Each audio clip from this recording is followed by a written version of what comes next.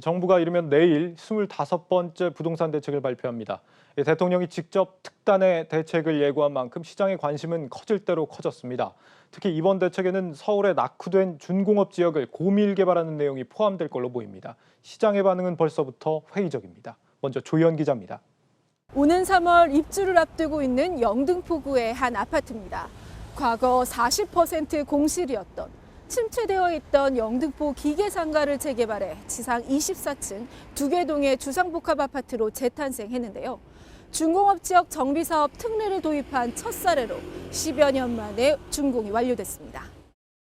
변창흠 국토교통부 장관이 서울에 집 지을 땅이 많다며 주목한 곳도 이 같은 준공업 지역입니다. 서울 내 준공업 지역은 약 1,998만 제곱미터, 분당 신도시와 비슷한 규모로 주로 영등포구와 구로구, 금천구 등에 몰려 있습니다. 이 중 노후도가 높고 더 이상 산업으로서의 효용성도 낮아진 부지를 주거와 산업 기능을 함께 갖춘 복합시설로 개발하겠다는 겁니다. 가장 큰 난제는 사업지 확보입니다.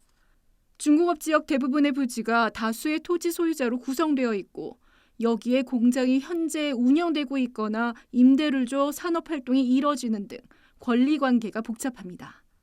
지난해 국토부가 이미 준공업 순환정비를 발표하고도 추진하지 못하고 LH도 과거 구로구 준공업 지역 개발을 중도 포기했던 이유입니다.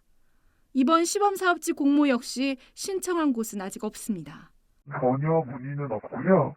대상지들은 다 집합 건축물이거나 굉장히 많은 토지 소유자와 임차인들 간의 이해관계가 엮여있는 곳이잖아요. 지금 영업행위를 하고 있는 대상지라는 말인데 그러면 그 대체 사업장을 찾아야 되는 문제나 그게 임차를 줬을 때 또 이제 둥지 내몰림 현상이라든지 아주 많은 이해관계가 이에 정부는 단일 소유의 대형 공장 부지를 주목하고 있습니다. 영등포 롯데 제과공장이나 자동차 정비공장, 물레동 신한전기공업, 유니온팜 공장 일대 등이 거론됩니다. 하지만 전문가들은 정작 필요한 지역의 개발은 뒤로 하고 협의가 수월하다는 이유로 공장이 정상적으로 운영되는 곳을 대상지로 삼는 것은 위험하다고 말합니다. 도시의 산업 기반을 무너뜨리고 준공업 지역의 기능 자체를 상실하는 부작용이 우려된다는 겁니다. 준공업 지역이라고 하는 건 도시형 산업이 있는 곳이에요. 소음도 적고 매연 가스 분진이 작아서 주변의 이 다른 주거지라든가 다른 상업 업무지에 영향이 적은 산업들, 그게 원래 준공업지 들어오는 거잖아요. 근데 그런 산업마저도 밀어낸다라고 하는 것은 그건 조금 생각을 해봐야 되는, 그렇게 많다라고 생각은 안 되는 거예요. 이미 벌써 그 할 만한 곳들은 뉴스테이가 다 차지했어요. 상당히 많은 부분을. 물론 더 찾으면 더 있겠지만 이제 그렇게 됐을 경우에는 잘못하면 준공업적 본연의 기능이 상실되게 되는.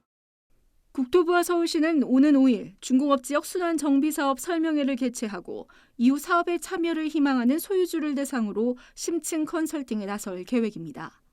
없는 땅도 영끌해서 특단의 대책을 내놓겠다는 정부. 하지만 당장의 공급 가능 수치를 목표로 하기보다 산업 기반은 단단히 다지며 주택도 늘리는 치밀한 계획과 과감한 지원책이 필요해 보입니다. 한국경제TV 조연입니다. 이번 추가 공급 대책에는 3기 신도시와 관련한 계획도 포함될 걸로 보입니다. 하지만 대책 발표도 전에 벌써부터 잡음이 나오고 있습니다. 신도시 토지주들이 보상 문제를 놓고 반발하면서 차질을 피할 수 없게 됐습니다. 이어서 전효성 기자입니다. 토지 이용 계획 사전 공개하라! 공개하라! 공개하라! 공개하라! 정부가 핵심 주택 공급 계획인 수도권 3기 신도시를 추진하는데 큰 복병을 만났습니다. 토지주들이 정부의 헐값 보상 방침에 반발해 토지 수용을 강하게 거부하고 있기 때문입니다. 2018년 발표된 3기 신도시와 공공주택지구는 긴 시간 그린벨트로 묶여 있어 토지 보상 기준인 공시지가가 시세에 비해 턱없이 낮다는 겁니다. 그런데 주변 지역 땅값은 신도시 개발 호재로 이미 땅값이 크게 오른 상황. 실제 성남 서현지구는 토지 보상가가 3.3제곱미터당 700에서 800만 원 수준으로 예상되는데 길 하나만 건너면 땅값이 4천만 원에 육박합니다. 정부와 LH는 2년여간 토지주와 협상을 진행해왔지만 마땅한 합의점을 찾지 못했고 일부 토지주들이 집단 반발하고 나섰습니다.